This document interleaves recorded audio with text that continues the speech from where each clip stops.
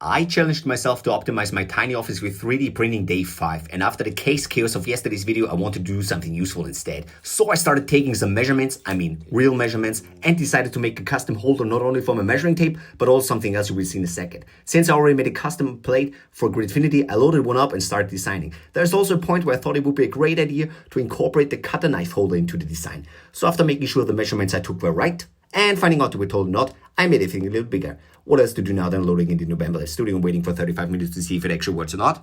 This only took you a couple of seconds, but for me, it seems as the Brink gods were grateful with me in this one, and everything's fine. Like and follow for more tricks that I will share with you on day 6.